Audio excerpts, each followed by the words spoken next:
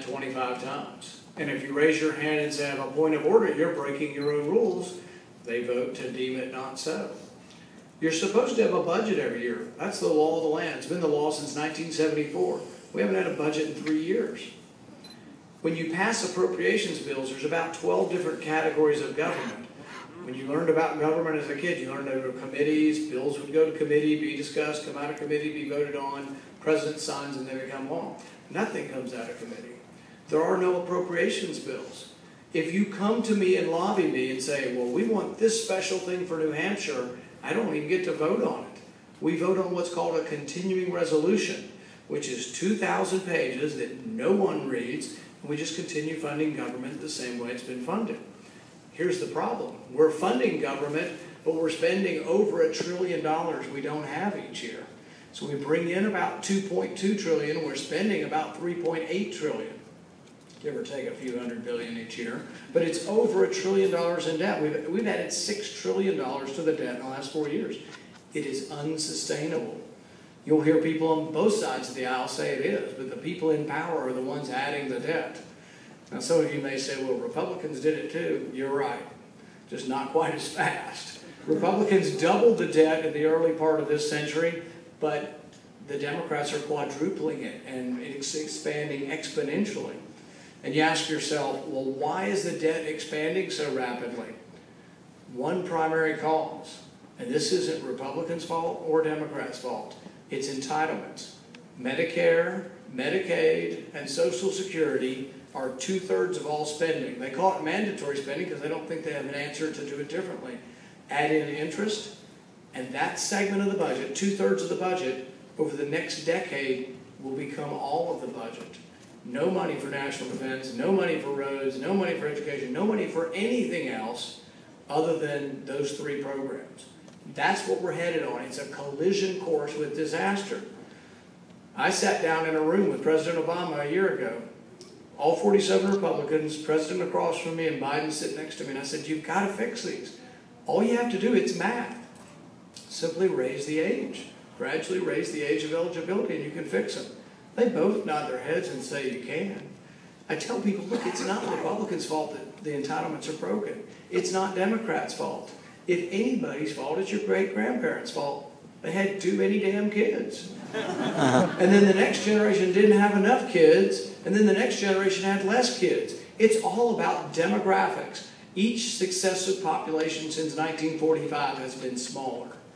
And as they get smaller, the tax base grows smaller. And there's people living longer. When Social Security started, the average life expectancy was about 65. Now it's 80. And it's really not 80, because if you make 75, you're probably going to make 87. You know, that number goes up for those who have survived because it's an average. So really, people are living well into their 80s. We just have to change the system.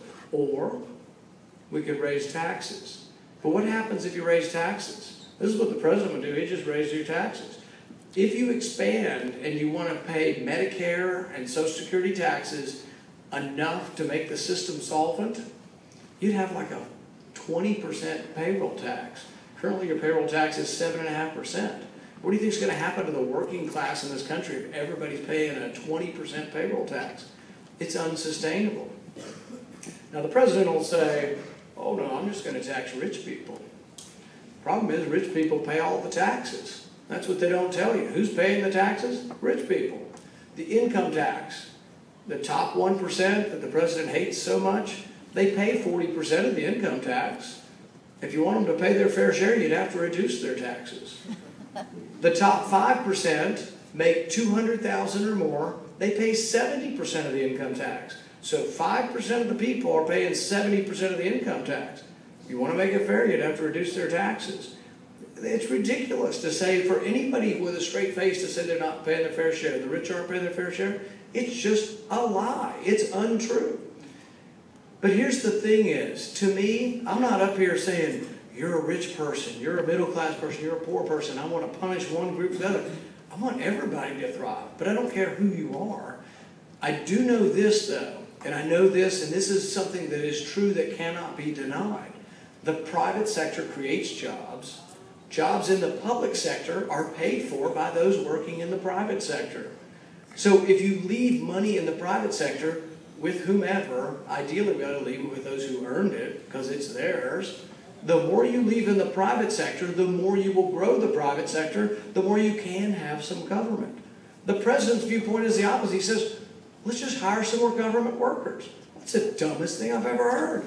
Somebody's got to pay for it. I say, look, government workers are not evil. I am one. So I know there's some good government workers. But hiring more of me won't make the economy recover. I am a burden. All government workers are a burden. It doesn't mean they're bad people. Teachers, my kids go to public schools. I went to public schools. But teachers are a cost. You don't just hire more teachers and all of a sudden the economy grows. You have to have education. But he gets so many things fundamentally wrong. He says, well, a lot of people are smart, but it was the roads in front of the school that got them to succeed.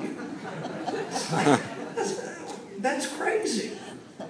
We just came from Murphy's over in Manchester. Do you think he's successful because there's a road? Well, sure, roads help everybody, but 9 out of 10 restaurants fail. 9 out of 10 small businesses fail.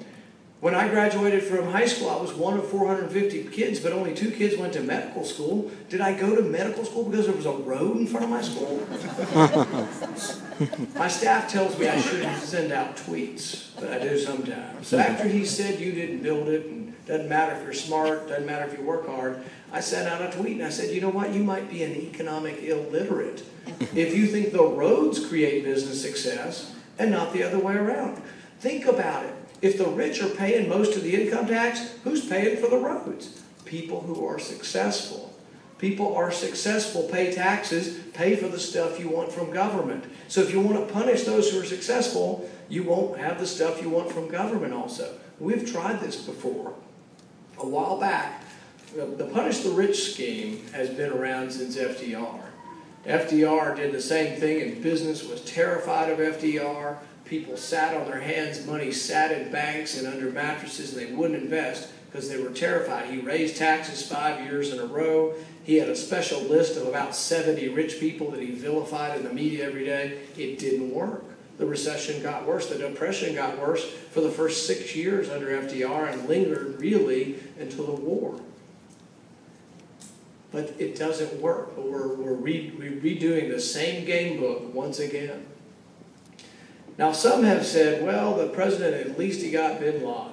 You know, at least, and I'm glad. I'm glad he got bin Laden. I'm all for that.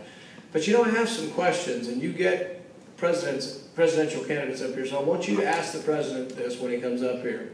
Where the hell were the Marines? In Libya, where the hell were the Marines? There were no uniformed Marines guarding our ambassador. What do you think the most dangerous embassy in our country, in the world is? It's got to be Libya or Iraq. Iraq, I think they've got 17,000 people guarding the ambassador. They're not all Marines, but there's probably several hundred Marines, but there's a host of armed people guarding the ambassador. He's inside. How big's the wall, JB? How big's the wall? 10 foot tall on the Marines there? At least. Yeah, we've got a fortress guarding the ambassador there.